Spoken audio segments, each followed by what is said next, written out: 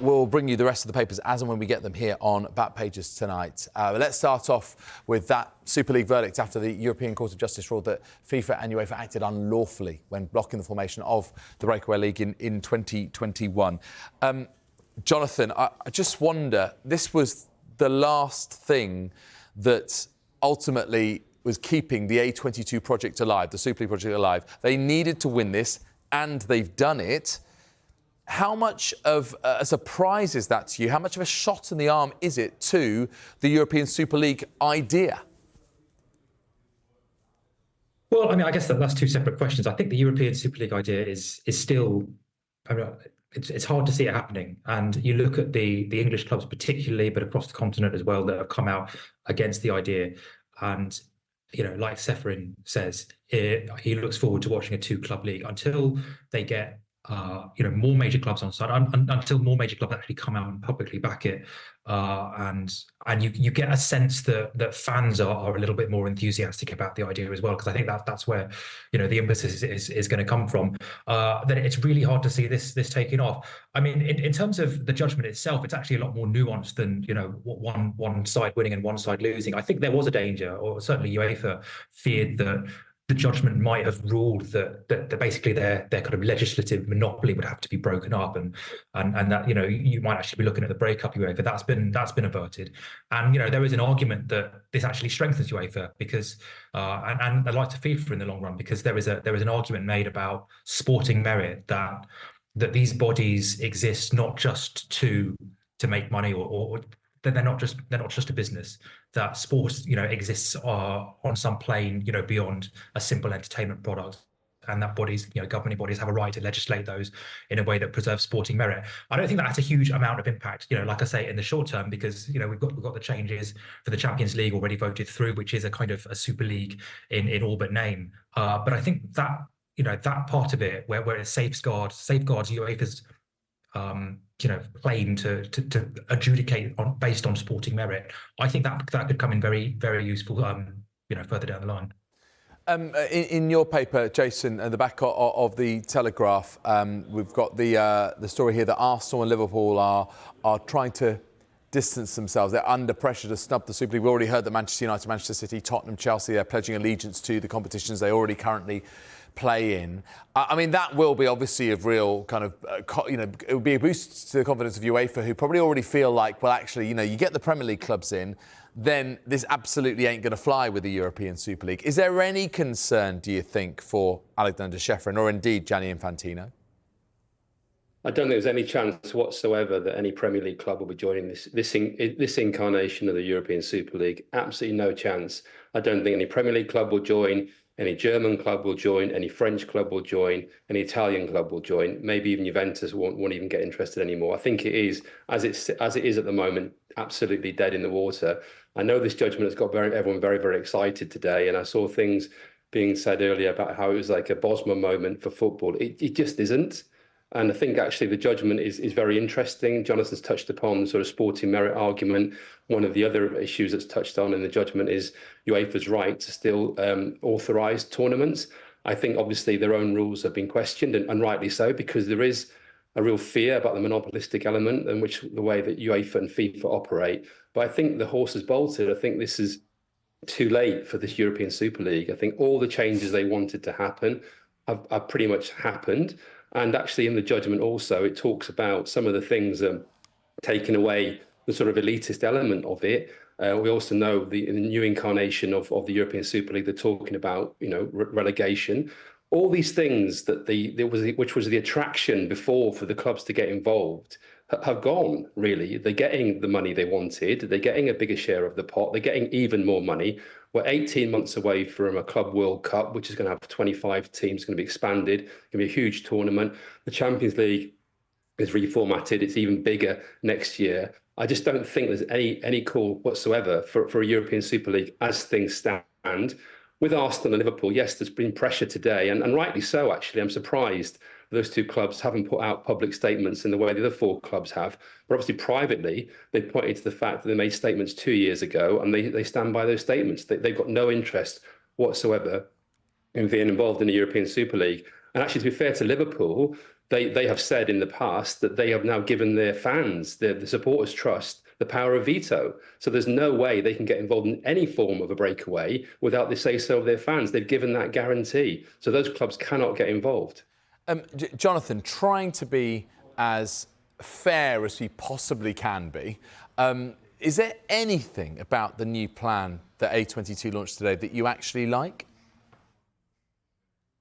Yeah, I mean, I actually think at a sporting level, I mean, we haven't seen a kind of a revenue distribution model, and what, or any details about that. But actually, at the sporting level, I actually prefer their kind of star gold blue competition to the new 36 team Champions League. But it is kind of a moot point because, as Jason said, it's not going to happen. But yeah, this kind of is the point. What materially is the difference between the European Super League, some new body, and UEFA's 36 team expanded Swiss model Champions League, which awards extra play, basically awards extra places to the two biggest leagues or the two biggest leagues of the previous season. And I think, obviously there are issues of who owns it and the governance of those competitions. But if you're a fan, what material difference does it make if you have a European Super League of 3 divisions, or you have 3 UEFA competitions, all of kind of 36, 32 teams? I don't think it makes a huge amount of difference. And for all the UEFA are spinning this as a victory, if you're, say, a fan of a smaller club who's worried about growing financial inequality in the game, or in fact, if you're a Liverpool fan or a Manchester City fan who has seen firsthand the way that UEFA have treated English fans and fans of other clubs at the last 2 Champions League finals, you're going to be asking, well, okay, hang on, why are these guys? Why are UEFA and FIFA? Why are they any better? And I'm not sure I'd be able to answer that for them. Yeah, maybe it's that question of the lesser of two evils from the fans' perspective, potentially. What about you, Jason? Anything that, you look at this plan, you kind of go, actually, that's relatively sound? Well, the one thing that also jumps out with the plan is the promise that the games are going to be free to air. But how can that work? I mean, every single model in terms of football involves media rights deals and involves big payments of money. Now, the only way they can make it all free to air is to get a huge pot of money from somewhere. The only place they can probably get that from is the Middle East, maybe Saudi Arabia. But obviously, already Saudi Arabia's sort of in bed with FIFA with the Club World Cup. So I just don't see that happening. If there's some sort of form of live golf type sort of takeover of football, that's the only thing I can see possibly challenging UEFA and FIFA at this present time. But that just seems very improbable with football in the way that it wasn't quite so improbable with golf. So I just don't see how it works. They're offering this as a sort of incredible sort of carrot to the fans, like we're giving you the football back. But they're just not doing that. And I just don't see how they even finance it. There were talk today about how they were going to finance it. And they fudged all of that issues, obviously, before they talked about the money from Morgan Stanley. But that wasn't confirmed today. I just don't see how they can, in the present guise, take this forward at all. And obviously, it will now go to Spanish courts and the legal arguments will continue there. But at the moment, it's just Barcelona and Real Madrid, as Alexander Ceferin says. And I just can't see any other club remotely wanting to get involved. They will use it probably to continue to apply pressure on FIFA and UEFA. I absolutely share Jonathan's concerns about UEFA. He's absolutely right. This isn't a great victory for UEFA, and neither should we should be cheering that from the rafters. UEFA aren't necessarily the greatest organisation in the world in the way they conduct themselves. But at the same time, I don't think this breakaway, this A22 group are any good either. So I don't think the future football. Yeah, it's going to stay as it is at the moment, and there are misgivings about the expansion of the Champions League and certainly the Club World Cup. But it's not a great victory for football necessarily what's happened today. Just on this other question of potential Saudi involvement, we were hearing Jonathan from our chief reporter Carver Solico on this before, and he suggested it would be doubtful that they would come in and fund or be part of this simply because of their relationship with FIFA right now, which is obviously very tight. How do you see it, Jonathan? Yeah, I mean, so what we saw in Live Golf was there was this huge kind of shock and awe campaign to try and build up a rival tour as quickly as possible, buy as many of the world's top golfers. But with the long-term end game, as we saw, of coming to some kind of arrangement, that they took on the PGA with the aim ultimately of doing a deal with it and taking basically a share of the power. it's hard to see how that worked in this case because obviously, Infantino is very close to the Saudis. There's the 2034 World Cup. There is the expanded Club World Cup, and it's hard to see how this kind of breakaway European Super League, which basically consists of two clubs at the moment. It's hard to see how that fits into that.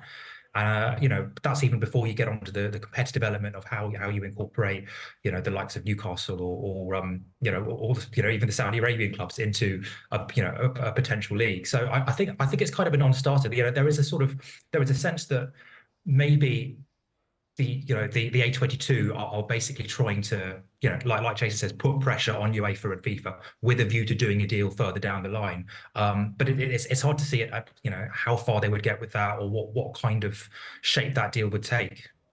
There are so many other elements to this, the fans' perspective, the expense of it all, carbon footprint elements of more games across Europe, player welfare as well. But Jason, just to kind of close on this topic before we take a break, what do you see as the next steps in this chess game now? Because A22 will feel they've got a victory. They'll claim it's a significant one.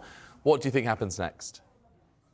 Well, obviously it goes to the Spanish courts, and this gives it a bit of fuel in terms of possibly winning that. And I really think the only end game for A22 is financial compensation. They'll try and just get some money, or Real Madrid and Barcelona will try and get some money in compensation out of UEFA over the kind of monopoly they've basically exercised in the last few years. I think there's more important ramification down the line is obviously the judgment saying that the UEFA have acted in contrary to competition law, and although they have changed their own rules or are changing their own rules since then, it does open the way for maybe some other future suggestion coming forward in terms of reformatting or reorganizing football or football across Europe. But it's just so hard now to see that being done without, away from UEFA because of what they've done with the Champions League, are now doing with the Champions League, and will continue to do with the Champions League. I just don't think there will be a head of steam enough to encourage clubs to sort of break away and do something different. And I think what happened a couple of years ago with obviously the fans' backlash in particular is very, very raw, and especially with those Premier League clubs who were left pretty much shocked by what happened. And